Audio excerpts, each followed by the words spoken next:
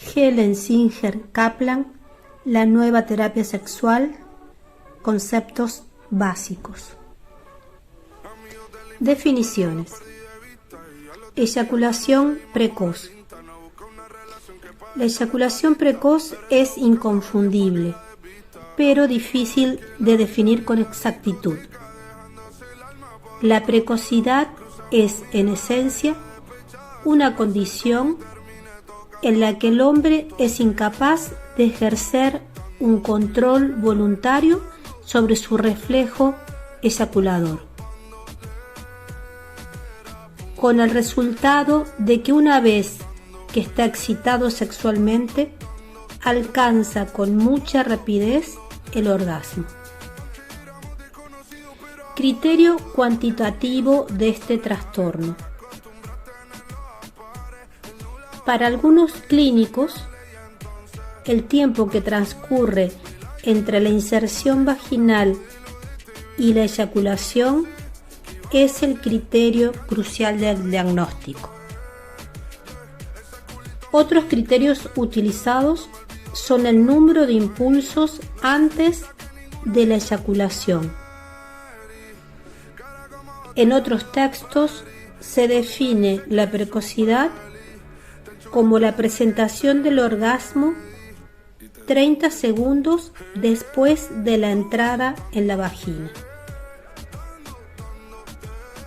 Otros definen este criterio a 1 minuto y medio, otros a 2 minutos, y en otros casos se acepta este criterio si eyacula después de 10 movimientos.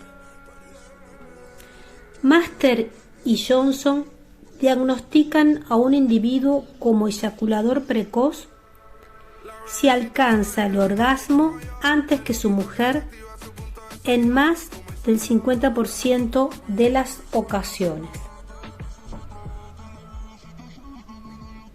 En la clínica existe una variación considerable, ya que algunos eyaculan tras varios minutos de preliminares eróticos con una mujer seductora,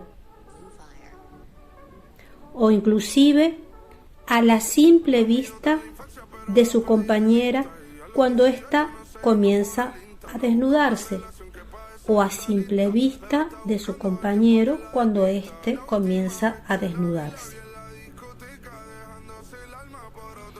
Todas estas definiciones consideran la precocidad en función del tiempo que tarda un hombre en eyacular. Sin embargo, la patología esencial de este cuadro clínico no se relaciona realmente con el tiempo.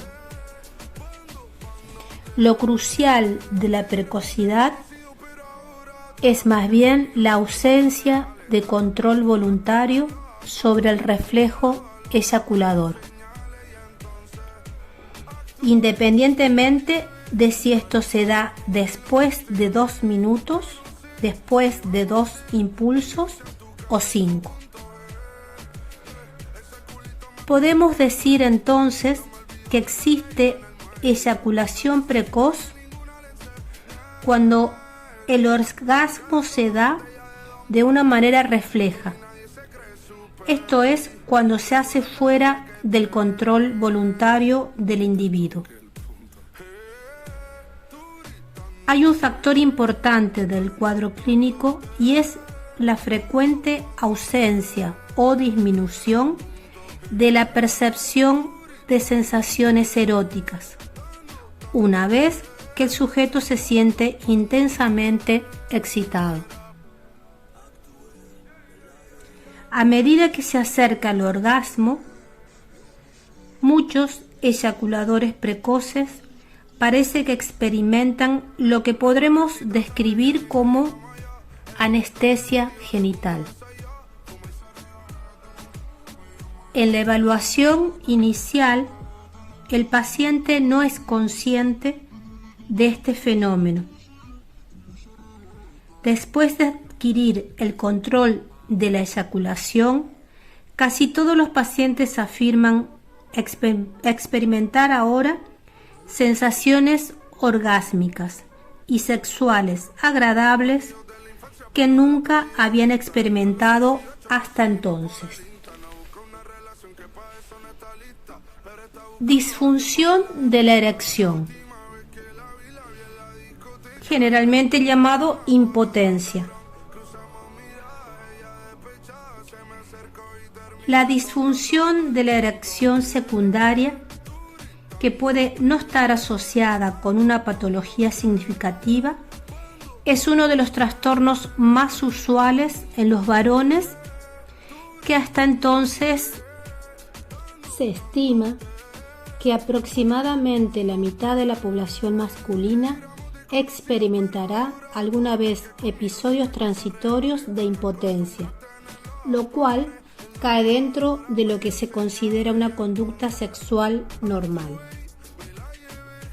Por el contrario, la disfunción de la erección primaria, que es una forma grave y crónica de este trastorno en hombres que nunca han funcionado bien, no es tan frecuente.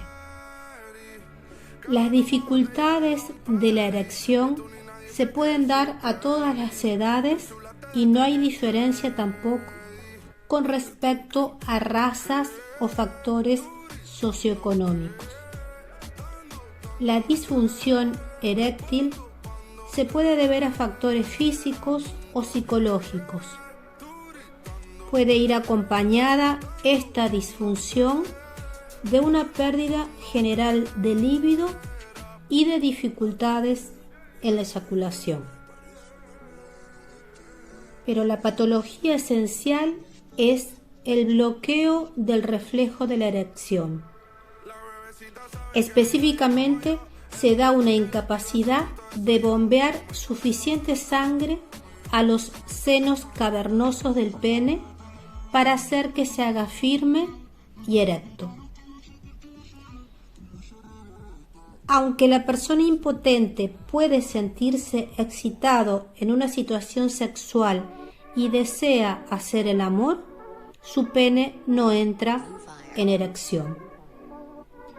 Los reflejos de la eyaculación y de la erección son distintos, y por eso hay hombres impotentes que son capaces de eyacular a pesar de la flacidez del pene. La función de la erección se ve bloqueada en el momento en el que el hombre es víctima de la ansiedad. Se da una amplia gama de variantes en las manifestaciones de la impotencia.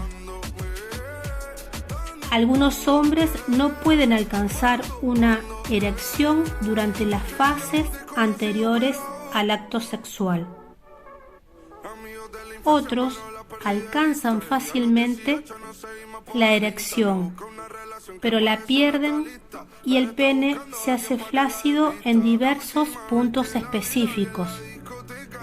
Por ejemplo, antes de la introducción o después de ella, o durante el coito, pero pueden mantener la erección durante la manipulación manual del pene o mediante el sexo oral. Algunos hombres son capaces de lograr una erección mientras están vestidos, pero el pene se hace flácido tan pronto como se expone a la vista. Hay hombres que se excitan y tienen erecciones durante las fases anteriores al acto, cuando saben que no es posible el coito, pero pierden su potencia tan pronto como se ven en situaciones en las que el acto sexual no solo es algo factible. Algunos hombres solo pueden tener la erección si su pareja domina la situación sexual, mientras que otros se hacen en cambio impotentes si sus compañeros o compañeras intentan asumir el control. Otro grupo es capaz de una erección parcial, pero no puede alcanzar una erección firme. Algunos sufren de una impotencia total, es decir, no pueden conseguir ni siquiera una erección parcial con ningún compañero, compañera y en ninguna de las circunstancias. Otros hombres sufren una impotencia puramente situacional y solo tienen dificultades en circunstancias específicas.